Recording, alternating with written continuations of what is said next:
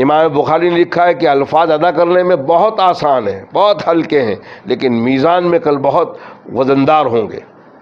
جس کو حضرت قاری طیب صاحب رحمۃ اللہ نے اس کی تشریح کر کے بتائی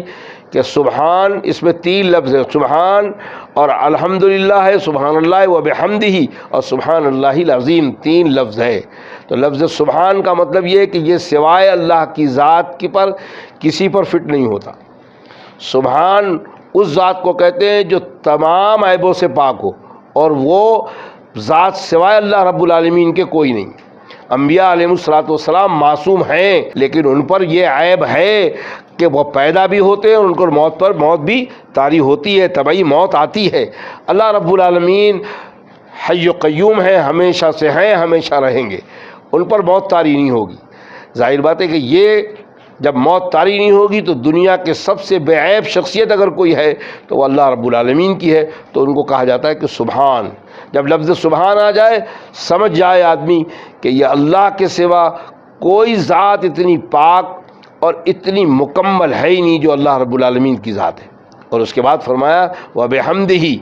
پھر جب وہ پاک، وہ بڑی ذات اتنی پاک ہے تو پھر سوائے اس دنیا میں اس کے حمد کے علاوہ پھر کسی کے حمد نہیں کی جائے گی، کہ اسی کا حمد کیا جائے گا، کہ اسی کا شکر ادا کیا جائے گا، کیونکہ دنیا میں ساری نعمتوں کو دینے والے وہی سبحان ہے جو پاک ذات ہے۔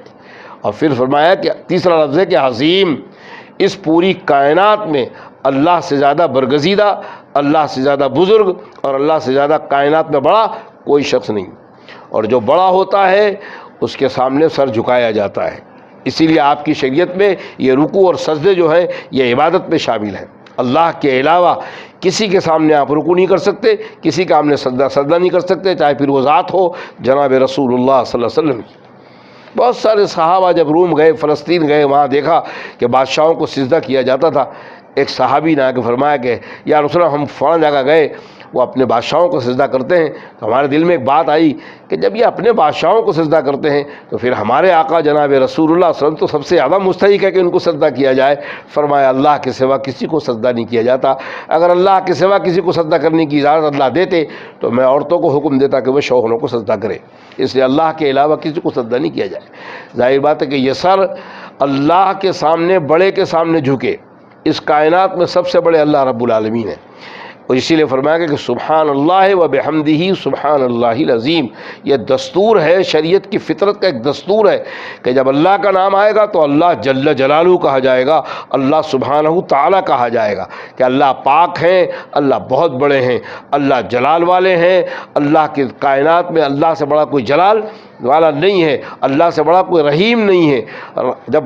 اللہ کا نام آئے گا اور سبحان لفظ آ جائے گا تو یہ سبحان، اس کے اندر یہ الفاظ میں اتنی چیزیں لی ہیں کہ سارے صفاتی نام اللہ کے اس سبحان کے اندر آ جائیں گے، کہ اللہ اتنے پاک ہیں کہ اللہ رحمان بھی ہیں، اللہ رحیم بھی ہیں، اللہ کریم بھی ہیں، اللہ ستار بھی ہیں، اللہ غفار بھی ہیں۔ سارے نام کی صفت اللہ رب العالمین کی اس لفظ سبحان کے اندر اللہ تعالیٰ کے اس نام کی ساری تعریف آ جاتی ہے کہ پاک ہے وہ ذات، اور پاک وہ ہوتا ہے جس کے اندر کوئی عیب نہ ہو۔ اور ظاہر بات ہے